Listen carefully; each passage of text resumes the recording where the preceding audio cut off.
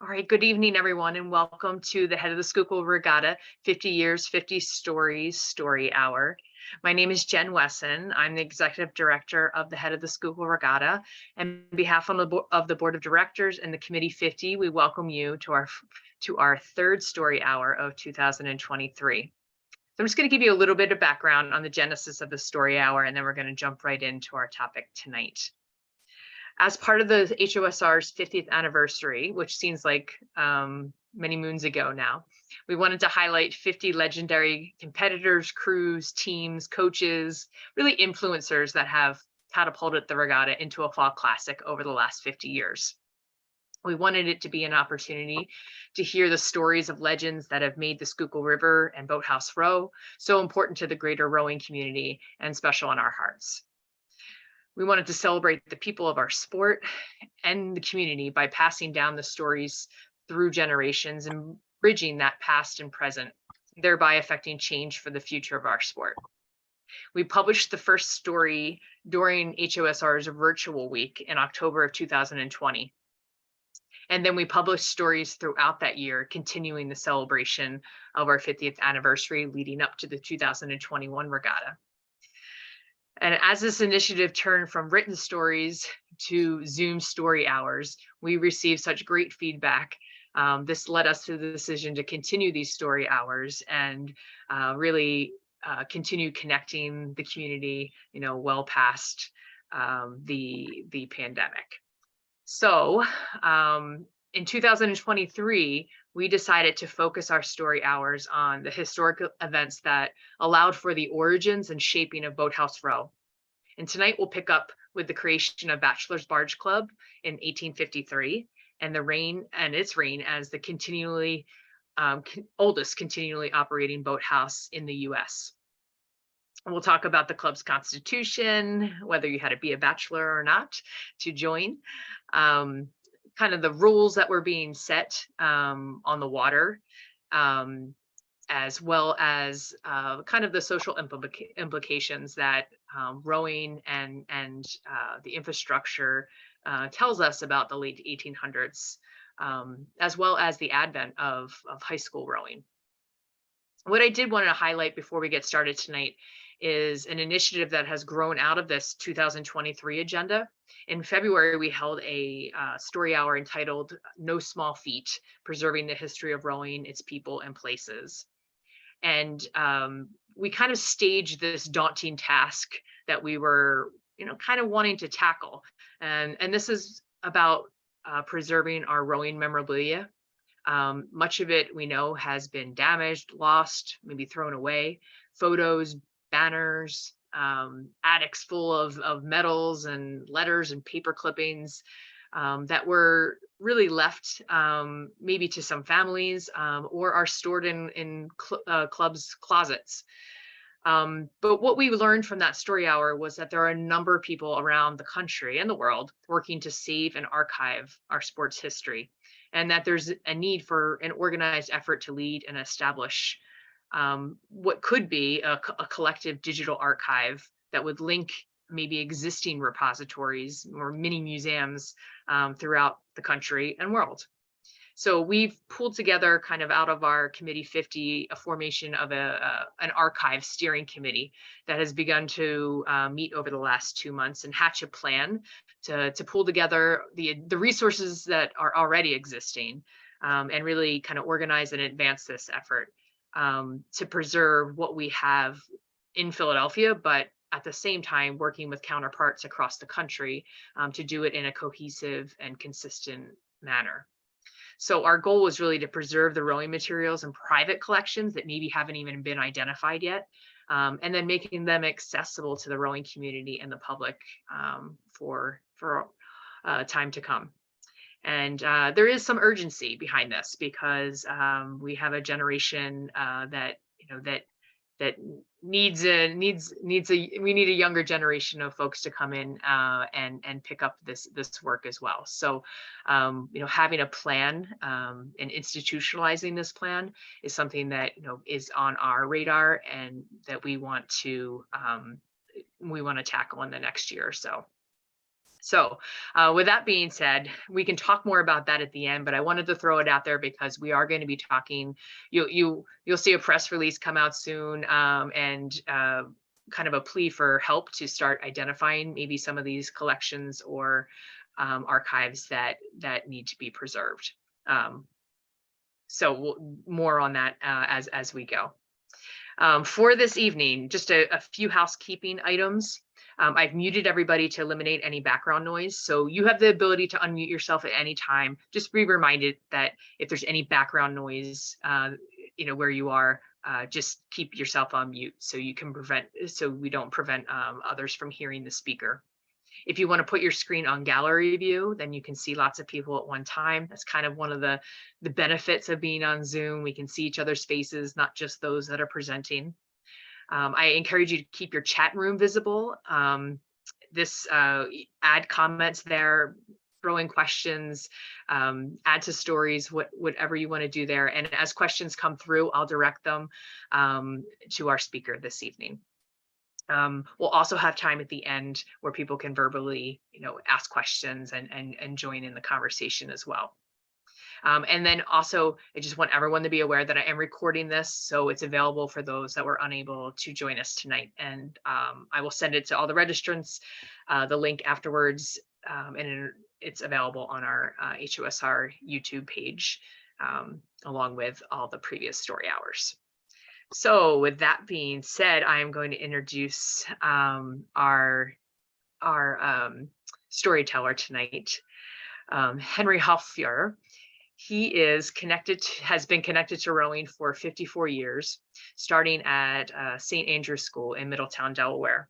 He's a former member of Bachelors Barge Club in Philadelphia, and he's the founding member of the Wilmington Rowing Center, which in 1984 returned rowing to the Christina River in Wilmington, Delaware, after a century of inactivity.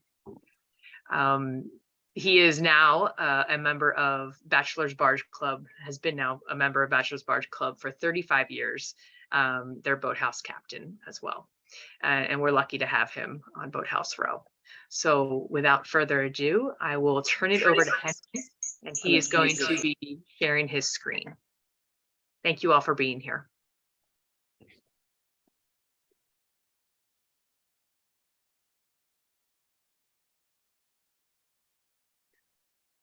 Okay, we're going to try to get the PowerPoint up. Hold on just a second. Let's see if we got that. Yes, we have it. Everybody see it? Yes. Okay, how's that look on your side, Jen? Getting good visibility?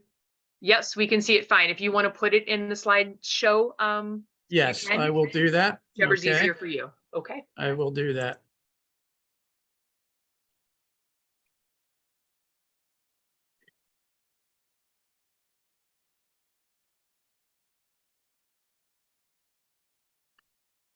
Okay, how's that look, Jen? Perfect. Great, great. Thank you, everybody, for being here tonight.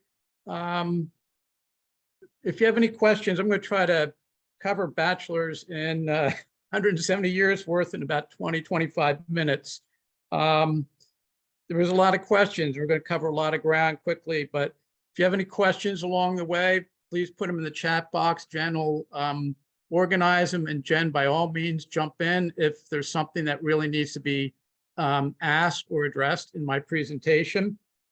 And we're very lucky to have a tremendous amount of history at Bachelors. I'm very lucky with historians notating things all the way to the very first meeting in 1853. That's on the bottom shelves of this picture. The upper shelves are logbooks for our upriver eating house, clubhouse in East Falls, which goes back to 1883. So we've been very lucky with that. We've also have firsthand accounts from our founders about the various earliest days of rowing. And we've been very lucky because we've had current historians of the club that have really done a great job of trying to pull history together. And I want to call out three former presidents of Bachelors who've done a phenomenal job in recent years: Bill Myers, Ron Madden, and Jim Meadowcroft. Ron and Bill, I don't think are on tonight, but Jim, I know you're on tonight. Feel free to, particularly after the presentation, to jump in, correct me if I'm wrong, add to the conversation, and thank you, Jim, for being here tonight. So with that, let me move forward. So there's a few things that I want to cover, some in a little bit more depth than others. I want to go into the beginning because we have a lot of remarkable history about the very earliest days of rowing and Boathouse Row. So I'm going to dive into that a little bit. And part of that is the age of the barge. We're called the Barge Club. And looking at it, I don't think there's any club that has barge in the name unless they were created before the Civil War, because that was the only thing you could row. And I'm going to talk about that and also share a command that they use, toss and let fall, because that will come up a couple times in the presentation tonight. As far as boathouses, we've had 4 in our history, and we have some very interesting details about how Boathouse Row started at the very beginning. We have an upriver boathouse, a clubhouse. Undine is the only other one that has an upriver house, but back in the day, in the 19th century, there was at least a half a dozen of these. And I'll be spending some time giving an idea of how our upriver house evolved, and as well touch upon briefly our role in the Olympics, which became very important in the early years of representing the United States in the field of rowing. We also have a remarkable history with youth rowing, not only with Stotesbury, which is very well known, but you will find some other surprising things. And we've also been very, let's say with the times with women's rowing, I guess, respectively, with other boat clubs, even though we were named Bachelors. So you'll be very surprised about that as well. So with that, let me move forward. So our very first meetings were held at Israel Morris's house. His family was a prominent Quaker family. This house was their house for many generations, and it still stands today. It's right now a hotel and a restaurant. It's on 8th Street between Locust and Walnut, about a block off of Washington Square. And here was where we had the very first meetings. And yes, in the bylaws, the bylaws said that you had to be a bachelor. And if you married, you lost your voting rights. Well, that was probably pretty clever at the time, but that didn't last very long because everybody got married off. And so that was one thing that changed, among other things, over our 170 years history. Many of the founding members were members of the Phoenix Hose Company, which is a volunteer fire company. Back in the day, there was no Philadelphia Fire Department. It was all local volunteer fire departments that were taking care of fires. And so we also, many of these founding members were also a member of a chess club, but clubs and associations and everything was a big thing in the 19th century. And what's interesting about this particular hat is actually, as you know, firemen like to have parades, and this is in the collection of the Smithsonian in Washington, D.C., as far as their firefighting collection. And the artwork on this depicts a phoenix, which is the mythical bird that arises from the ashes or disaster. And the artwork was done by David Bustle Bowser. He's a noted Philadelphia African-American artist who also painted banners for the Union Army.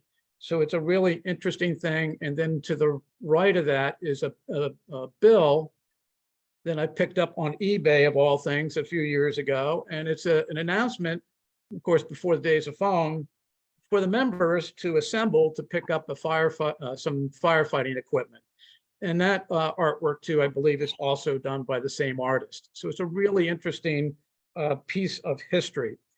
Now, these organizations, in general, but in particular, volunteer fire companies, were fraternal organizations. And the reason why you joined a fraternal society in this period was because there really weren't any safety nets. So these were formed by men. They're also formed by women, sometimes separately, sometimes jointly, to have a bond with other people that could help you in times of trouble or support the organization in times of trouble. So they really were fraternal organizations to support each other through thick and thin, whether it's on an individual basis or for the organization. And one tradition comes out of this. In fact, several boathouses have this fraternal origins, but one unusual thing that came out of this was a naming tradition where there are one syllable nicknames for the members. And it would be a play on your name or your profession or perhaps an interest. And as a way to bring camaraderie to the brotherhood in this particular situation, as well as just checking rank at the door. So this is actually continues on today. So this is one tradition that survives. Obviously, we are not all bachelors today, which is a good thing, which you will find out as we move forward. So let's talk about barges. Again, I don't think if you're named Barge Club, you're probably not, formed. You had to be formed before the Civil War. So here is a photo of one of our barges in 1895. And you can see how large they are. This is a six-oared barge. And at the bottom, you can see the one-syllable names for the various members in the boat. Host, Cable, Stag, Gem, Bud, Rip, Gale. Sometimes you can figure out it's a play on their name. Sometimes it's not. Stag, his name was Buckman, so Buck and Stag, and he's quite an interesting character. It was funny to follow through the history of all these names, and you get a sense of their personalities. In the background, you can see on the upper left the waterworks. And then if you look on the upper right, you'll see the outline of a house.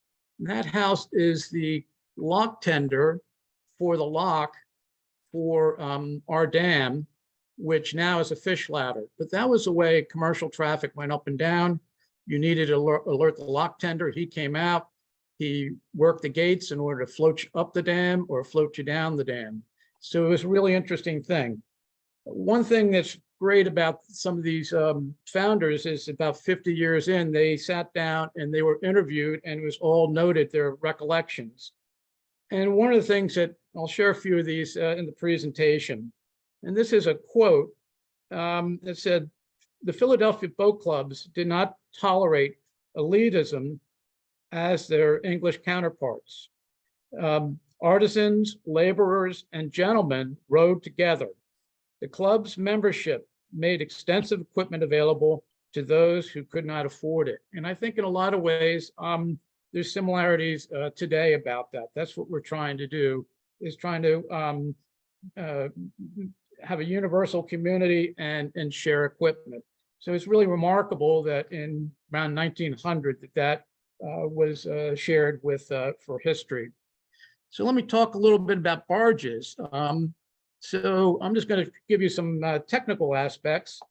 They're made of planking, and you can see in the upper left, they're considerably heavier than a modern shell. And in fact, the description from our forebears were, most important of all, the fact is that they had no sliding seats.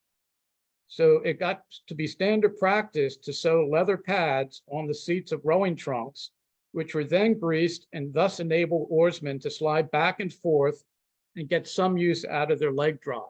So it was not a particularly fast boat. The barges were originally just work boats, and the smaller boats were used for moving cargo, the large, and as well as taxi transportation for passengers.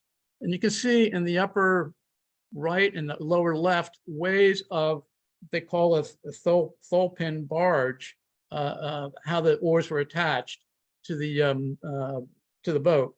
So in the lower right, you can see what resembles a modern oar lock, Well, that technology did not arrive until the late 1860s and 1870s, when the slide was developed, the rigger was developed, and the modern oarlock, and recognized today.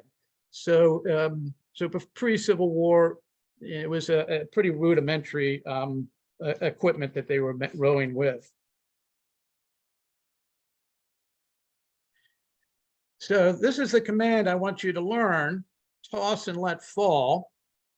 The left diagram is from a great book from the 1870s, teaching you how you properly row a barge. And the reason why you would toss the oar, in other words, put it straight up in the air, is if you were coming alongside a ship or a wharf, you needed to do that in order to land.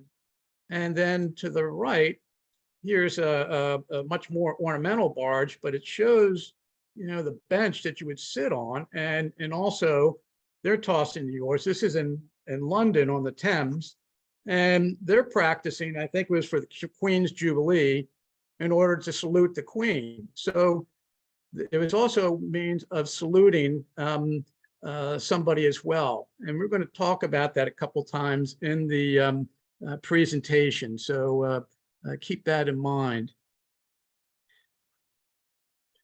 So this is a great photo here of Fairmount Park.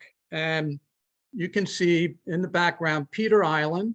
You can see a passenger ship steaming down, and in the foreground between us and this passenger ship, you can see a barge rowing. And Kelly Drive was strictly recreational. We didn't have highway. It was strictly for leisure use. So people would drive their carriages up and down. They'd use their horses. You can see somebody on a bike there. It was strictly recreational. And that was the way really the barges were back in the day before the Civil War. So they would come up, and according to the members in years gone by, their favorite pastime was being a leisurely row up the river, pausing for a refreshing plunge in the cool, uncontaminated waters above Columbia, and then proceeding to Peter Island, or perhaps the mouth of the Wissahickon, or stopping to the falls of the Schuylkill near Midvale to patronize the well-known resorts, you know, for a dinner of fried catfish, waffles, and mint juleps, and sometimes with a romantic moonlight journey home. And so it was really, and occasionally they would have races, but, you know, for the most part in the days before the Civil War, that's the way they were used. So here's, women were also part of the picture. So it was not a strictly men's sport, but of course it was ladies' boats. And these are actually pictures from the 1880s that are in our log books from the Upriver house. They had wonderful sketches memorializing activities. And you can see actually that the barge, the ladies' barge on the left, there's actually riggers and there's a slide. And so that's what happened. The barges were modernized or improved upon, and they were used the newer technology. And then on the right is a great one. This is a 6-oared barge, and every crew member, including the coxswain, has a seat for his wife or girlfriend, and they're busy going to go row up to the Bachelors clubhouse. And these barges were around for a long time because they would be trundled out on an annual basis for the Commodore's review. And I remember as a young member of Undine, they actually had their ladies' barge still in the boathouse. It was immense, and it ran the length of the boat bay. And I don't know where it is now, but it clearly hadn't been rowed in many years. You can imagine the challenge of trying to launch a boat like that size. So this is what people really talked about, was the restaurants and hotels up at East Falls, and it was the catfish, fried catfish. And Wissahickon in Lenape, one of the meanings is catfish. So apparently there was a lot of catfish in the Wissahickon, and everybody went up to enjoy this. This is a passenger ship at East Falls, and you can see in the upper left-hand corner, Laurel Hill Cemetery. And on the right, you can see in the background, the stone bridge that we all to this day row up to, 3 miles up, we turn around and we go back. And I wanted to talk about this briefly because last session we had about, prior to this, there were some questions about whether there were accidents or near calls. Well, with all this traffic, because not only did you have traffic with the passenger boats, but there's a lot of barges, and I'll show you that in a minute. So there was a close call with a passenger boat like this going through this stone bridge. And if anybody's rowed above the stone bridge, you know there's really one arch that you can go up and one arch that can go down. So so unfortunately, we had a steamboat that was coming through the lower side, and we have an account of, for a moment there, our boat was coming up, was going down, and thought we were going to collide, and there was nothing to save them. So they were rowing as hard as they could to pull out. There just wasn't room. So the order was given to toss, and we tossed their oar. They tossed the oars, and they narrowly avoided a collision. So not only was it for getting near a boat or to salute somebody, but it also saved them from a collision. So here are the barges that they had to deal with in the early days in the rowing community. They were immense. You can see by the scale next to a house, there was the Schuylkill Navigation Company, and it was a wonderful, at the last talk, description of this company. It had over 100 miles worth of channels and dams, and just a tremendous amount of cargo was coming down, primarily coal from the coal company, and we had to deal with this. And unfortunately, we had a fatality colliding with one of these boats. Our barge, the Echo, was run down by a canal boat, and the crew was rescued, but one of our members was missing. And this was after rowing back from a dinner up in East Falls. We were rowing back at 10 o'clock at night. It was not a good night. The visibility was not good. And so the Philadelphia Skating and Humane Society, in case you want to know why they are called the Humane Society, they were, part of their responsibility was to try to do water rescue. I've always thought, as a member of that club, that was just for during somebody falling through the ice, but they also help with water rescue and recovery during the warm months. So we borrowed, with the help of the Philadelphia Skating Humane Society, Bachelors, we dragged the river and we covered the body of our member, Brother Screw. He had been struck in the head by his oar handle and rendered helpless. So yes, it was a dangerous time, and you had to worry a lot with traffic. We're so blessed today not having to deal with this at this point. So I wanted to show you the Commodore reviews. And so Schuylkill Navy got started just before the Civil War, and they would have these Commodore reviews every year. And and then of course was suspended for a period of time because of the Civil War. But zooming in, you can see a boat tossing their oars to salute the Commodore of the Schuylkill Navy. And there were trophies. We have a couple Commodore review trophies at Bachelors, where the best barge that could salute the Commodore and do complicated maneuvers would win a trophy. So we have pictures. It was very, people were very proud of that. And so it was very interesting to see. I'm going to bring up another Commodore's review. Oops, sorry. Let's see what I'm doing here. Good. Is that, okay, we got it back. Let's see if I can, let's see here. Let's see if I, sorry about that. Let me see if I can get this back. Let's see.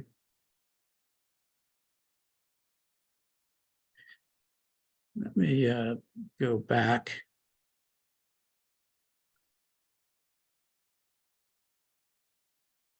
Okay, I don't think we got a full screen here, do we, Jen? We don't, only because I think the annotation is on right now. Okay. It just got clicked by accident. Okay, I'll try to figure out if I can get that done. Yeah, it looks Okay, good right so this second. yeah, so let's just, this is 1867. This is the Commodore's Review, and you can see Boathouse Row, the Philadelphia Skating and Humane Society building in the background. You can see also up on the hill, Lemon Hill, and you can see the Commodore's Review. And this is pretty interesting because all of a sudden, you know, not only are there barges, but the first boat in the foreground is Bachelors Barge Club. And they got a pretty snazzy looking boat there. It's got a smooth deck. It's got a wash box. And other boats are, you know, the more traditional barge. And then further down, there's another boat that's similar.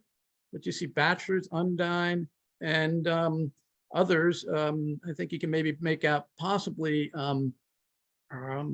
Quaker City.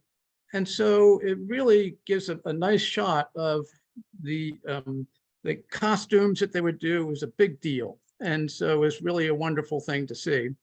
And so again, trying to get this expanded, but I don't know how to do that. But anyway, if you can see this, this is a closer picture of what our uniform looked like in 1859. You know, you're pretty snazzy with you got a flag for the Linda for the name of our boat, our bachelor's flag, and straw boaters with BBC on the top.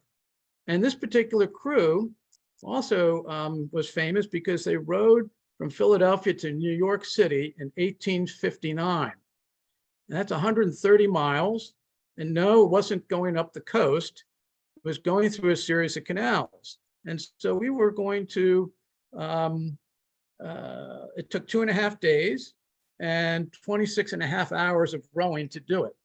And how did they do that? Well, there was a series of locks, and this is one of them. This is our lock that was there at Boathouse Row. And you would take this first lock, it would take you down to the Delaware.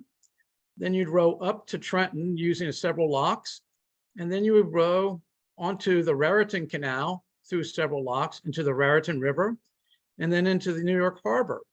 And they rowed right up to Castle Garden, which is the very tip of Manhattan. Again, 130 miles. The New York Navy met them. There's great newspaper coverage. There's great celebration. They had a great time partying up there, and then they all came back with their barge on a steamer. So it was really quite something. So, you know, this is a mileage chart for rowing during the days of barges. And this one actually dates between 1876 and 1883, because Castle Ringstatten's noted on this as far as distance to row up, but not the Bachelor's Button, which was built in 1883.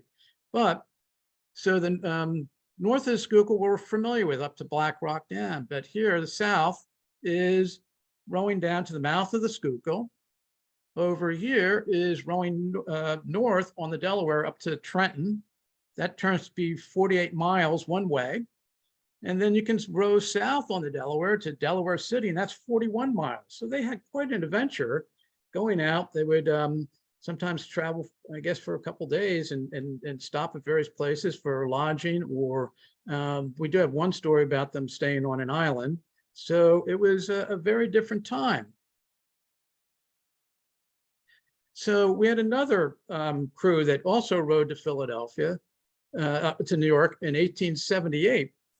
And in this case, their barge had sliding seats and modern riggers and oarlocks. Now, I haven't found the timing on that, but I would suspect that they probably made a better time than 26.5 hours going to New York. But anyway, it was an interesting time. The fellow sitting down on the left with the horn was a stroke, and his name was Brother Slim, which is a good name for a coxswain. And that horn was used, obviously, to warn off other ships, but it was also used to catch the attention of the lock tender in order to get your passage through the locks.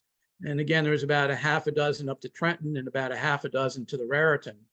But the interesting thing too is we have a current member, a woman member of Bachelors, and she is, this Brother Slim is an ancestor of hers. So what a small world that is.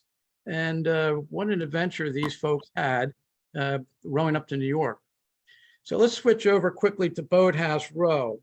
And this is 1851. And you can see up here is Lemon Hill, and this would be where Boathouse Row is. And then this, of course, is the Fairmount Dam and also the waterworks. This is a reservoir that was pumped up. You can see here the channel that would bring the water behind the waterworks. It would pour through the building, turning turbines and water wheels, pumping it up to here. But look at this, they created a park around the reservoir. And of course, they created a park at Lemon Hill. And then just out of this picture, you'll see there's a equally large parcel of land, which was Sedgley. And so that was the very beginning of Fairmount Park. And our first boathouse was actually in this area here. This area here was not part of the park or a city. That was industrial land. There was a foundry there. There was, it was a very dirty, messy thing. And these fingers here are canals. And these canals are not glamorous, because back in the day, Philadelphia Canal was used for maybe moving goods inland toward a factory. But it was also used to discharge industrial waste and human sewage. So it really probably wasn't a good idea to have all this right above Fairmount Dam and pumping up to the reservoir. So that was eventually turned into pretty much where the Azalea Garden is today. So we were in a lean-to behind Charlie's Tavern, and it was a rough neighborhood. We would get broken into, and we'd have to pay off a local tough guy in order to get our stuff back. He was probably working with the folks that are stealing it. And so we wound up getting over to what is now Boathouse Row. And this is this brick, this stone building here is actually our third boathouse.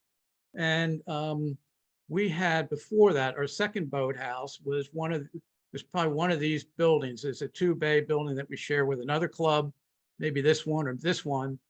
And then eventually we wound up building this boathouse. And you can see here some tracks on the dock that was probably used so that they could roll the 6-yard barge down into the water. And of course, in the foreground, you can see the dam.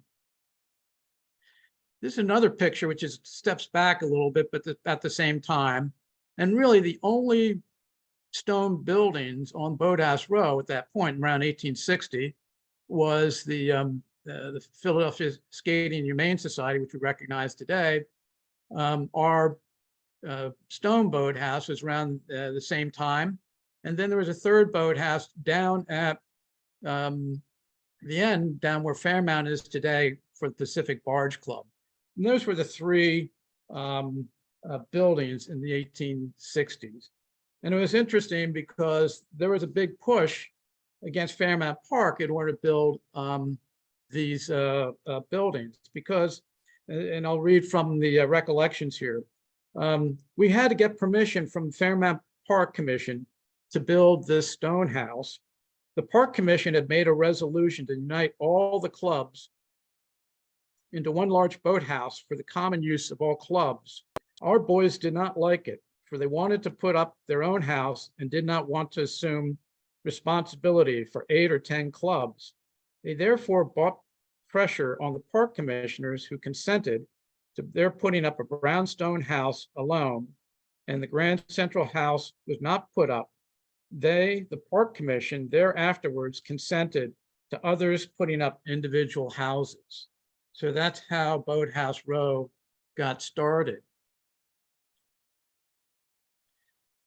This is our boathouse after the Civil War in the 1870s, 1880s. And you can see we added on to the left and the right wings. And this is a great winter shot. The photographer is actually standing out on the ice taking a picture of the boathouse. But you can see on the dock, there is a modern single, and what we consider a modern single with a wash box, smooth skin, sliding seat. And then on the dock itself, is more like a barge. They were becoming more lightweight and refined, and this looks like a two-oared barge, which we would typically call a gig or a wherry. And so after the Civil War, there was a big push on from the park that all the wooden buildings had to go, and stone buildings had to be built. And so they were becoming quite grand. And the other problem is with this building became obsolete because 8-oared shells became very popular, and you couldn't really fit one in this building very well. And also everybody's building social rooms facing the river with balconies. So this was becoming obsolete. And so we wound up approaching the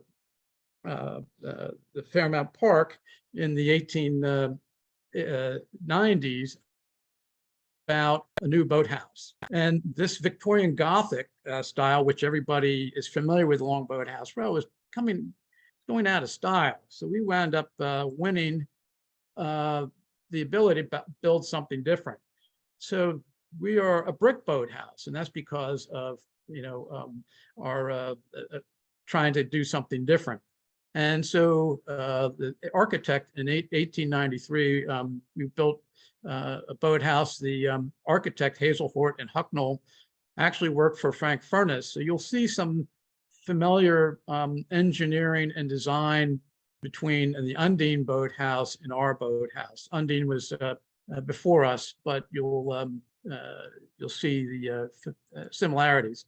This is our boathouse today, and here's our social room on the front, and the balcony. And then the interesting thing was this is high tech. We have a building that's completely suspended over the boat base. There's no support in the middle of the boat bay. The building actually stands on top of the exterior wall. So it's a remarkable structure. The other thing that's interesting I want to point out is this is a room that runs the width of the building, and the left half was the ladies' parlor, and the right half was the gentleman's parlor, and that actually worked to our benefit when women came into rowing in a serious way in the 1960s and 70s, because we were able to take advantage of our social room to turn that very readily into a women's locker room. So here is a picture of the boat bays. They're high, they have these trusses. It was totally modern for the 1890s. And here's a blueprint of the boathouse on the second floor. And to the right is the porch facing the river. And the first room you can see has a partial division between a ladies' parlor on the bottom and the gentleman's parlor on the top. The ladies' parlor also had a powder room. And then over on the left side, you had the men's locker room with lockers around the perimeter, so there'd be an exercise space, showers, and one toilet for the men. So we actually had party parity for men and women at the Bachelors Boathouse in 1893. Who knew? But again, what happened when women started rowing out of Bachelors, which happened in the 1960s, you could put a curtain across here. There's a great changing room. You had a bathroom facility, and then eventually we cobbled a shower for them. And then after that, in the 1980s, we divided the men's locker room and equally, and the women wound up with some of using the original lockers, and they had 4 showers, and the men's locker room has 4 showers. So it's interesting to see how this boathouse from the 1890s really stepped up to help us, but also indicates that women played an important part, at least in the social life. We don't know much about if they did much rowing back in the day. But in Upriver House, it was called the Button. It was built in 1883, and is named after the Bachelor's button flower, which you can see on the right side. It's and also a little poem in the day that was kind of cute about gardening. And on our patch, you can see some people think that's a thistle, but that's supposed to be a bachelor's button. And interestingly, Mr. Burpee of Burpee Seas, the founder of Burpee Seas, was a member of Bachelors, and he was a rower. And so his name was Brother Doc, D-O-C-K. And if you go into a Home Depot or to a gardening center and buy Burpee seeds, you can still buy Bachelor's buttons, and they'll come in blue and all sorts of different colors. So it's an interesting connection to modern times. So I'm gonna, this is, let's see if I can get this. Okay, so this is our boathouse, or excuse me, upriver house in 1883. And on eBay, of all places, I found this. This is a, was in an architectural magazine in 1883. The architects had wanted to show their work on this upriver house for Bachelors Barge Club. And you can see the architects' names in the bottom. And it gives you a good idea of what this building looks like. And you can see two rowers walking up the sidewalk with oars on their shoulders. You can also see in the left a tennis court. We had tennis courts up there. We have a small locker room to this day up on the second floor, although with all the construction, as you know, around the boathouse, if you're, or the upriver house, you'll know that, you know, we don't have much land, if any, anymore. And we also had this wonderful wraparound porch. So let's go over. And if you stood on this porch here, right here, and you start looking toward the river, let's see if I can get over, you would have this view. And this is a view that you can see a rower. He's got his striped jacket on, red and blue. And there's a sidewalk. And this area here is actually the groomed road, which is Kelly Drive today, which the horse and carriages are strictly recreational bikes. And then another sidewalk that goes over to the river. And then this is a photo from around 1900. And you can see a series of docks above the Falls River Bridge. The one that the photographer is standing on is probably the dock for Bachelor's Button. The next one is probably for the Anchorage, which is a club upriver house that's no longer there, but was, and then there's another one further down, and that's probably the dock for Castle Ringstatten. And then in this wonderful illustration, you can see the main room of the Button, and it looks very much the same today. So there hasn't been any changes to that at all. So it's a wonderful structure. So let me see if I can get this over to the next slide. So there's an early picture of the interior. Unfortunately, we have some beautiful stained glass windows here along the staircase that is hard to display even, but it gives you a sense of what it looked like back in the day. And then this is our dining room back in the day. And eventually we extended the dining room a little bit. And the other thing we did was today we've enclosed the porch and to add additional space. But back in the day, this is what it looked like. And this is a great photo. This is everybody's holding their pose for however long it is to get the picture taken. And everybody's dressed up in their finest. And of course, the striped guys, jackets tend to be the rowers, and then the white ones were the tennis players. And then everybody else was there with their hats. And you can see musical instruments. They were using, they would play music, they would sing songs, they would play games.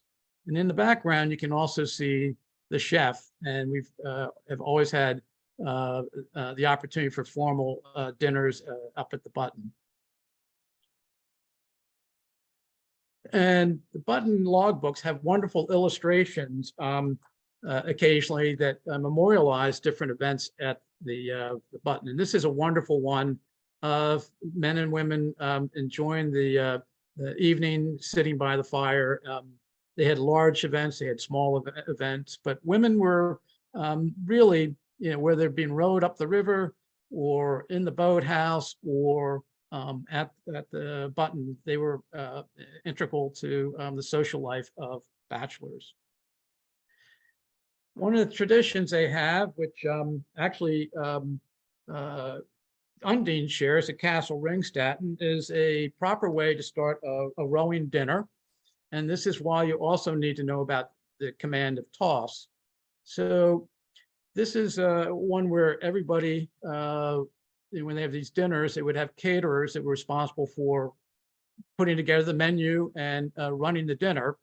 And one of the caterers would act as the coxswain. And everybody would stand behind their chair at attention. And one of the caterers would say, "Are you ready, men?" And the response would be, they would repeat we are ready, and then settle. And that was a command for everybody to sit down. And there would be a reply back, settle. Eyes in the boat. And everybody yell back, eyes in the boat. Handle your oars, which meant put your hands on one piece of your silverware on each hand. And then toss, where you would take your silverware in your hand and then tap down firmly on the table. The next command was let fall. You would let it noisily hit the table, and then you'd sing the Army and Navy forever, 3 cheers for the red, white, and blue, which probably came from all the Civil War veterans. There's a very patriotic several series of songs that are sung through the dinner, one of which is to recognize the caterers, another one recognizing the president, which has a refrain, "Oh, it's awful, and yet it's lawful that he's our president." So it's a lot of fun. They still do these songs. And I know that at least the tossing of the silverware, Undine does. And I think that if you have kids in your home, I think they probably have a blast doing this for dinner every night. The other thing we talked about was the tradition from the Phoenix Hose Company about nicknames. And so at the Button, naming parties became more elaborate. And so they would have all sorts of interesting names. It'd be single syllable, we couldn't use it again. So here's Atlee Burpee, his brother Doc. His son joined, he was named Brother Weed. His grandson was Brother Bulb. Henry Cramp was Cramp Shipyards. It's one of the largest shipyards in the world. He was Brother Bilge. His sons were Brother Deck and Steam. Stotesbury was Brother Gum because he liked to sing a song about the family toothbrush. Maxwell Wyeth of Wyeth Laboratories was drugs. J.B. Lippincott was type. Another Lippincott was book, of the publishing fame. Charles Berwin and Cole was Brother Shaft. So these are some names that maybe some Philadelphians would recognize. So I thought I'd bring them up. But we really had members from all walks of life at the boathouse, at the upriver house, and you can see here there's a naming party. Whoops. You can see a naming party here for Brother Sketch, and you can see that clearly he had artistic abilities. So a lot of this was noted. And the story goes that the upriver eating houses were set up for the fact that you would row up to the East Falls, and before the days of telephones, you wouldn't find a seat at one of the restaurants, you row back hungry. But I think most of these really served a second purpose, and that is these houses that had to be built. These stone houses were very expensive, and Dottie Brown has indicated in her research, there's you really need to get some money in order to do this. And rowing was a young man's sport. So these social clubs are a way to keep the old guys around and get some other people that may have money to help build the buildings, buy the equipment, support the rowing. And that's what happened. So I really think that's really a driving force, because we built this in 1883.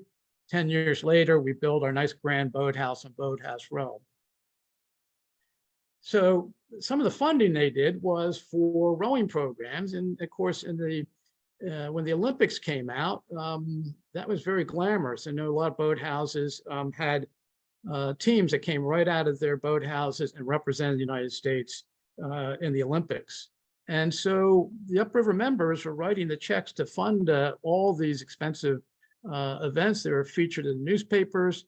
And so here are some of the Olympic medals that we won in our history.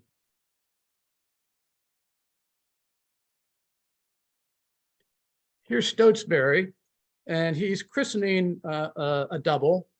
And behind him is Garrett Gilmore and Ken Myers, who are two of the greatest oarsmen that have come out of Philadelphia. In the background, you can notice there's no silt island. The other thing is you can see up on the hill the ironwork for the new art museum, which is under construction.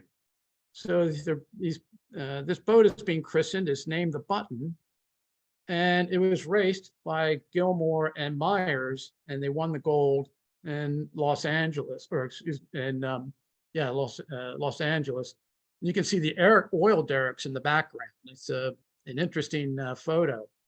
And like Kelly's, I guess, is iconic as far as having somebody that walks into the Philadelphia rowing scene from a very modest background and makes it big. Well, Ken Myers was interesting. He shoveled coal in a locomotive.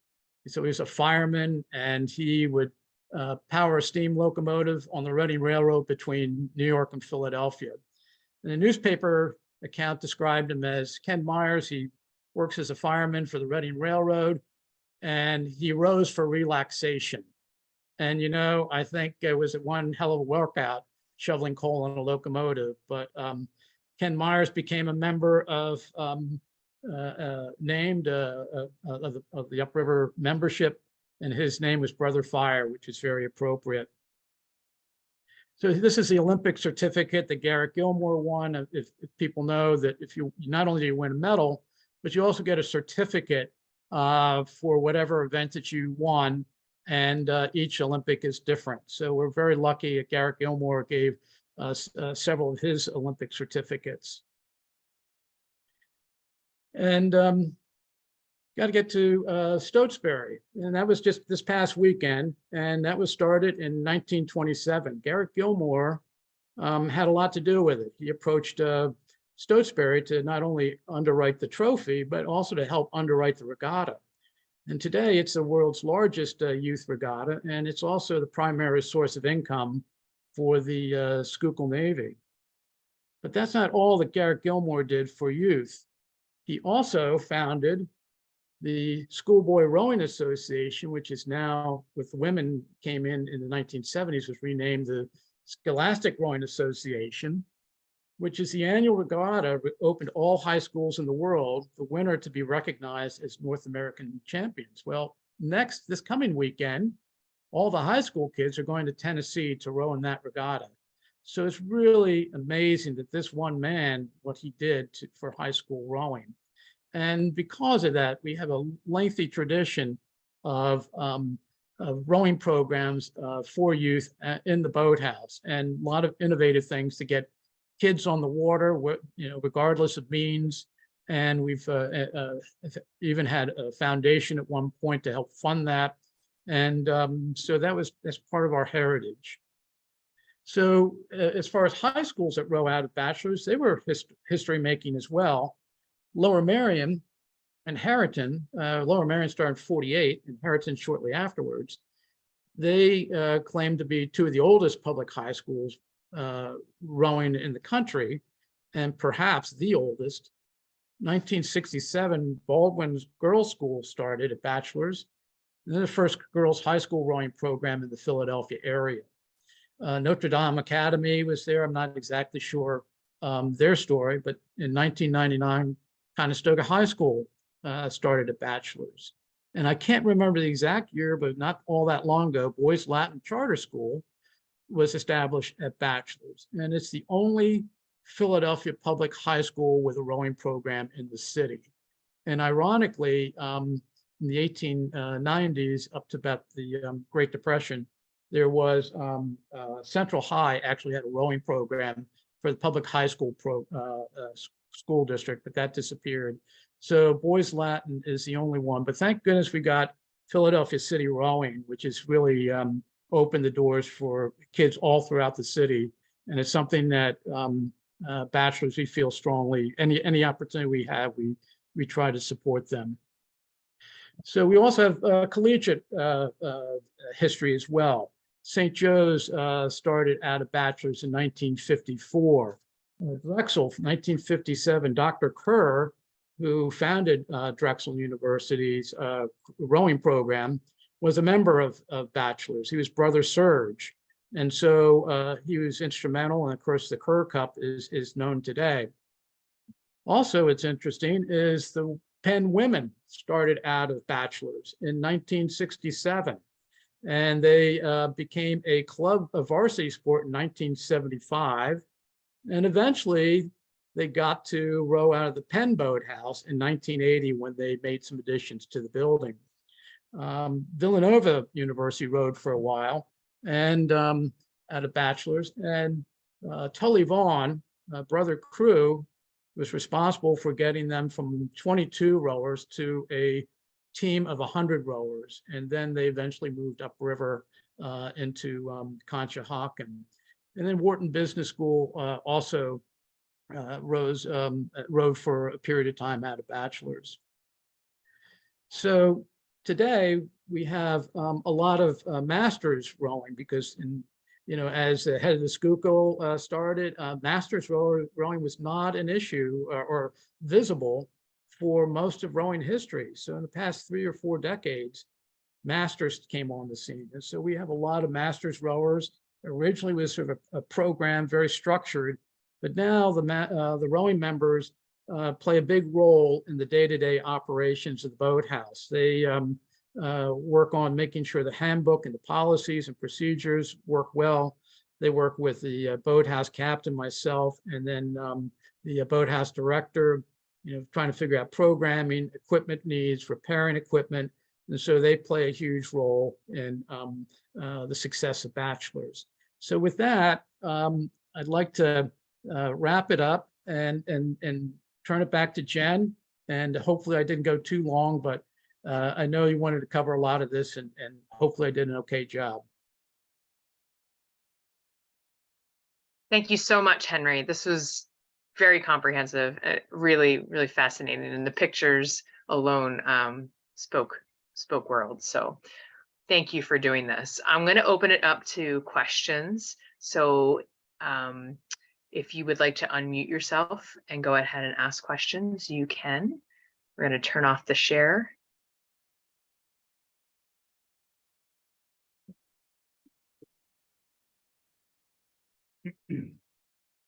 I'll also ask if any of our Committee 50 want to chime in and add to any of Henry's thoughts. I took us off mute. Is that Joe? This is Joe and Penny Henwood, Penny Gibson Henwood. Jen, thank you. And Henry, thank you ever so much for this tonight.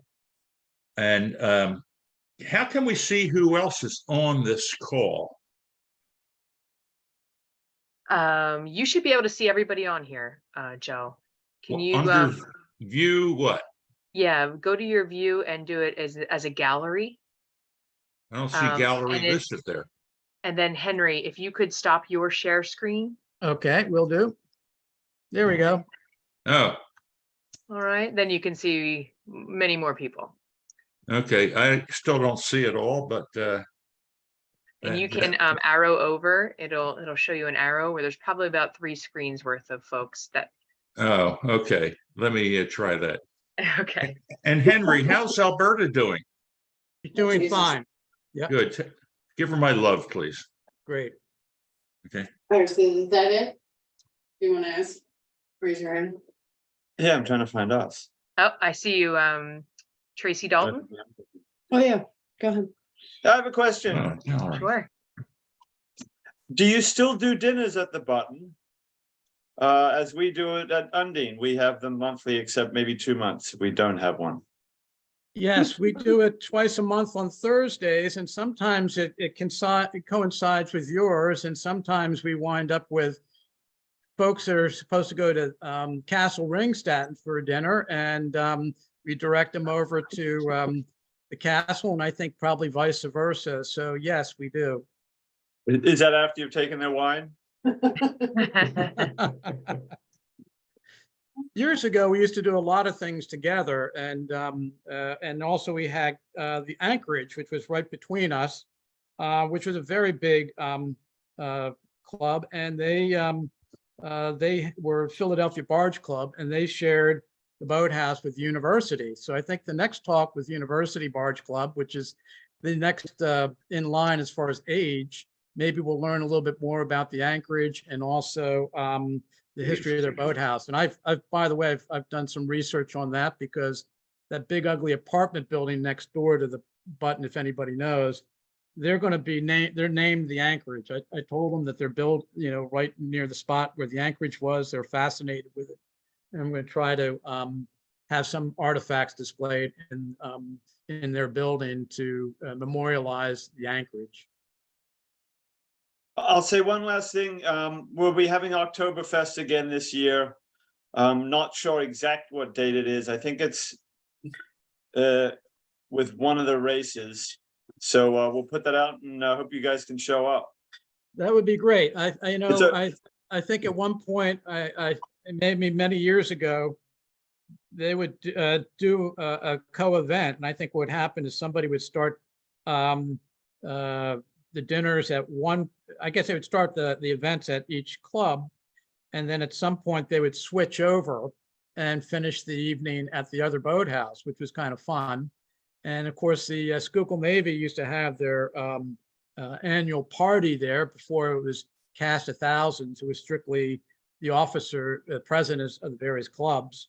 I think it's much more fun that we've opened it up in recent years and have all the everybody cast of thousands for the annual Schuylkill Navy party. But that's what happened as well.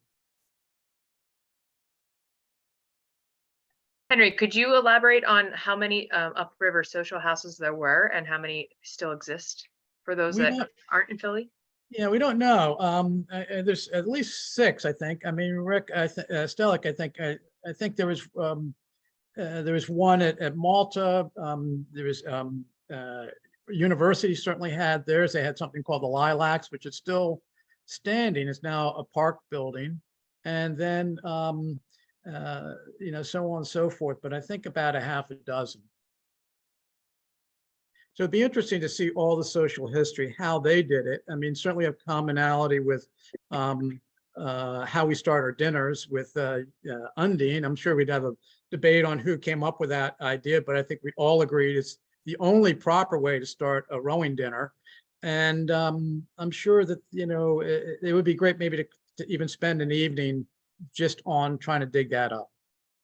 Yeah, Henry, this is Rick. You're right. I mean, the Malta Boat Club during that era also had one called the Willows, which was on the West Bank where the starting line is today. And the Lilacs was up more towards Strawberry Mansion. And what was interesting, you showed the picture of the docks our historical records tell us we used to tow our dock up from Philadelphia all the way up to our ones at the Willows, at the starting line every year, and then tow it back before the winter months. But we actually had a lease from the Reading Railroad at that time, giving us permission to dock our dock on the West Bank along their railroad tracks. And best I can tell, that lease is still in existence because it was never rescinded. So we still could put a dock on the West Bank according to the Reading Railroad. But like your clubs, ours was a social club, and they used to go up there. They had badminton courts and tennis courts, and and it had its own history and its own bylaws, its own constitution, and their own set of minutes, which were very interesting to read. And hopefully maybe in another session later on, we'll be able to go through all those. But the fascinating part of history for the clubs, because it also tied into the whole Fairmount Park trolley session system, which went over to Strawberry Mansion, because our club and the Lilacs were actually stops on the West Bank's trolley system, which went out to the amusement park there, and then eventually went back to the Strawberry Mansion across the Strawberry Mansion Bridge. So there's a whole nother part of history there that hopefully we'll be able to explore later on. That's great. we'll take other questions in the interim. Henry, do you have any idea why the button survived and others did not? That's a good question.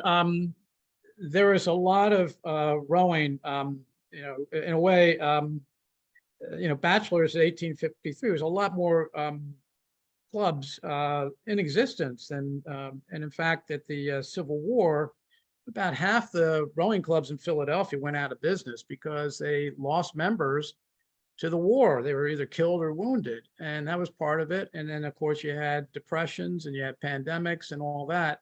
And so they took a lot of them out. I think some of these might have survived. I think they were fraternal. I mean, I think, and they had some resources. I think that was part of it. I think some of the other boathouses along the road also had fraternal organizations where they were more of a brotherhood that, yeah, we're going to stick with this through thick and thin. They're not fair weather members.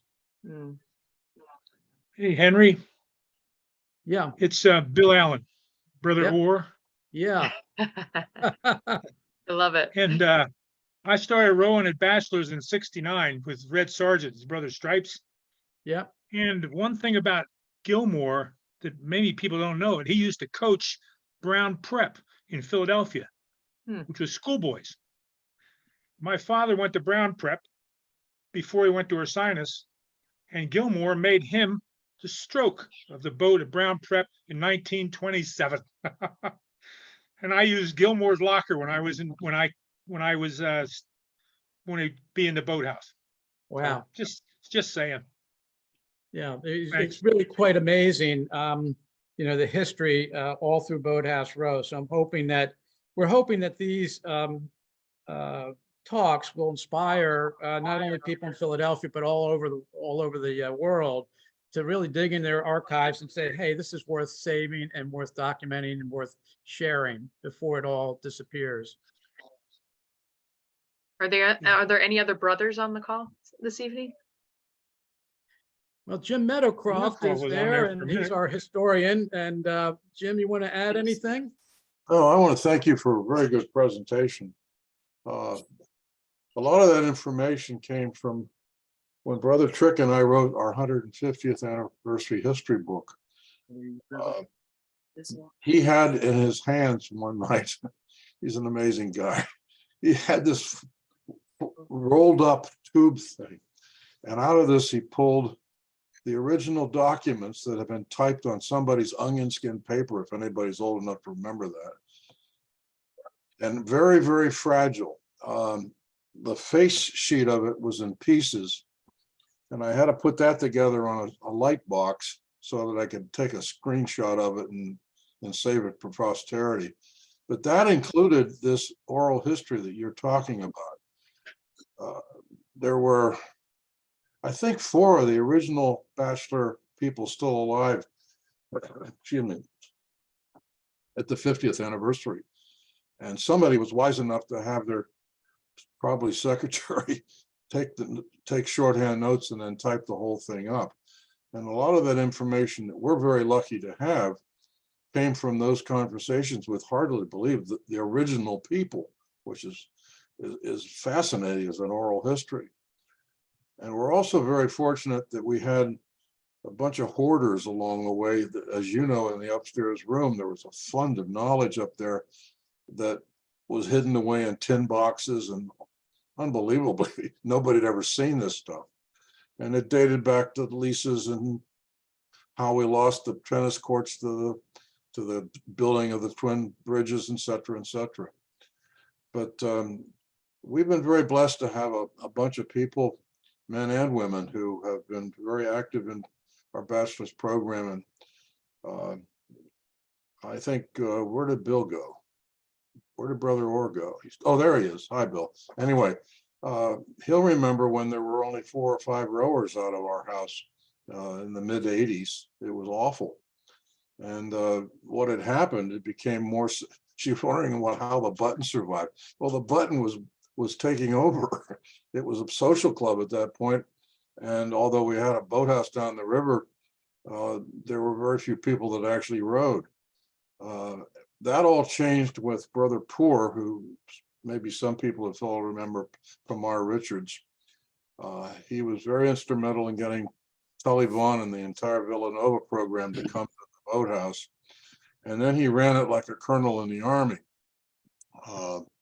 I don't know if you remember the concertina wire he had up around to prevent theft, but that certainly caught the public's eye. In the meantime, he built the program not only with the Villanova program as a backbone, but he also got it and involved with a lot of women who were anxious to learn how to row, and people who would come by and say, I'd like to learn how to row. And proudly, we were the one club that I know that said, sure, we'll be glad to help you out. And they would come in and sit down in one of these gigs and learn how to start and row. And we had some excellent coaches along the way, as we remember. I must confess, I was very fortunate to be able to write that history and to live long enough to see it go on to where it is now. And I thank Henry very much for his efforts on our behalf tonight. Our president was here for a while, and I don't see him anymore. I guess he got tired.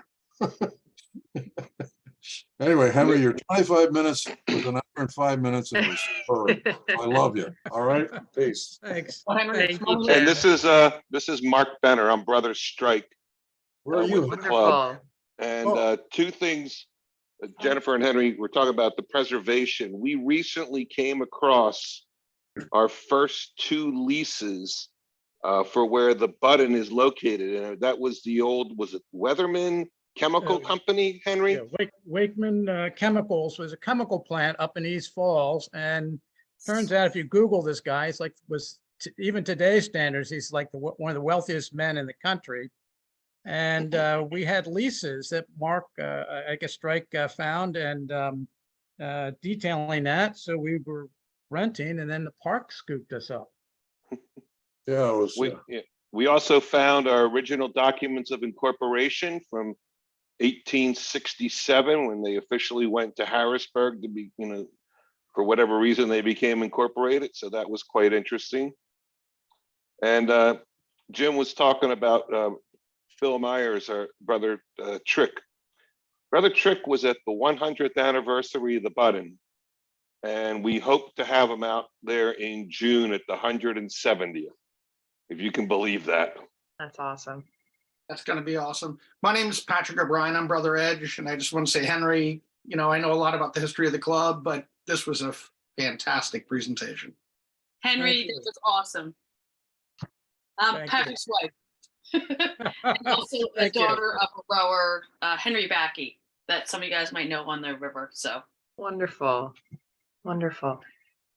Well, all the talk of the women being such an important part of the history. Is there any trace of any sisters being named? Was there any sister naming? No, and I guess that's sort of an interesting thing No. because, it would be sort of unusual to have a rowing club and say, well, you can join, but, there's this funny tradition. We're going to have to give you a nickname.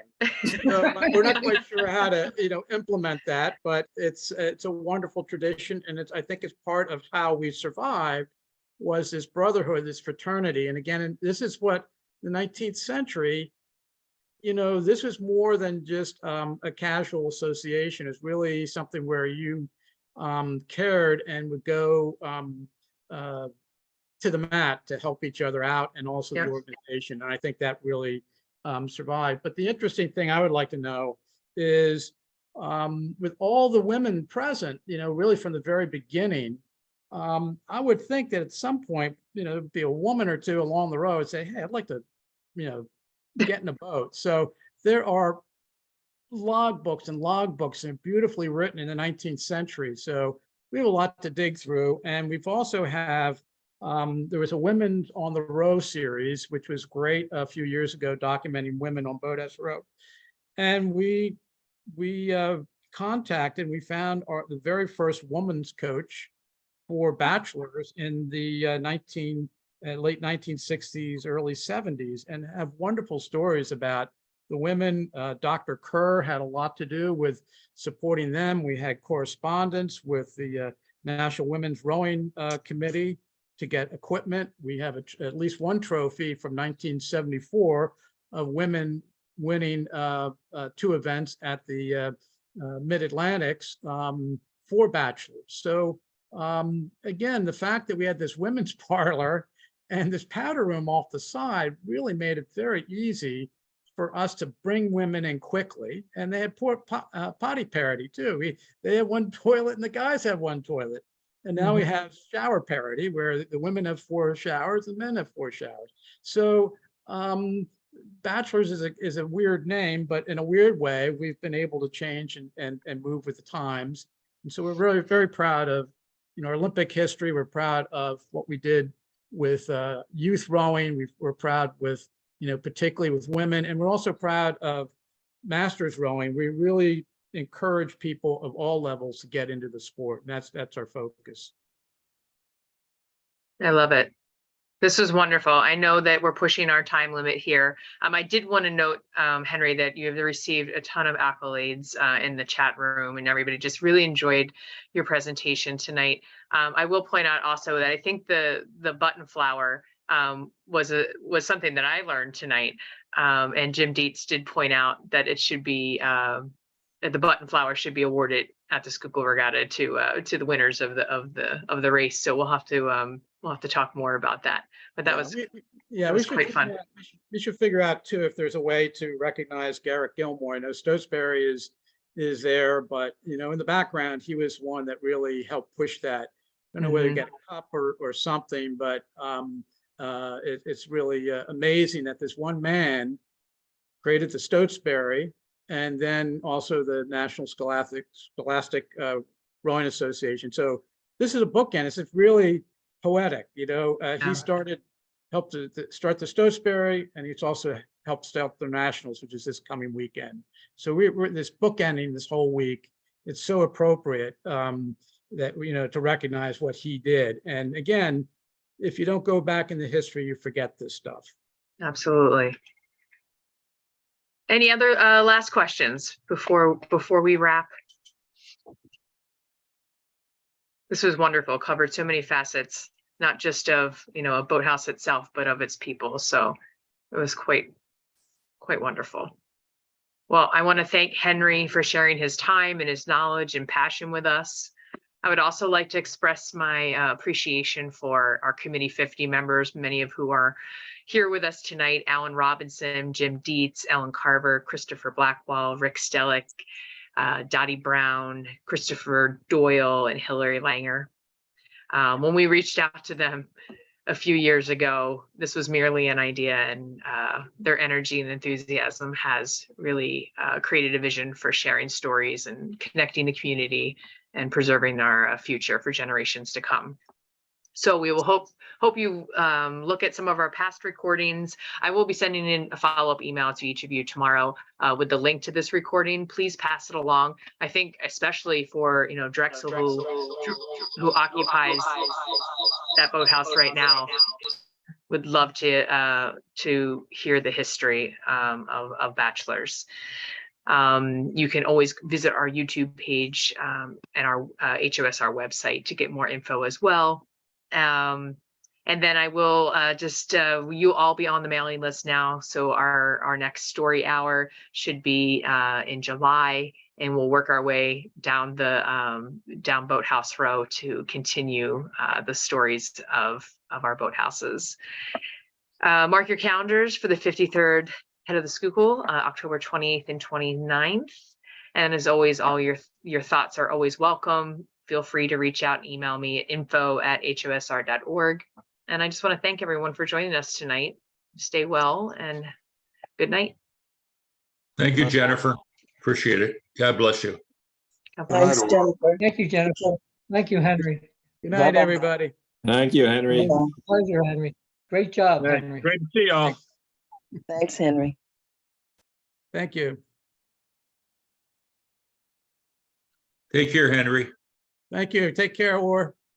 You know who to give my regards to. Your Oh, mom. yeah, and Joe, yeah, take Yeah, care. Orr. yeah. You're out in Okay, Montana, aren't you? God bless you. I want to have another review of this on the recording. Thank you so much.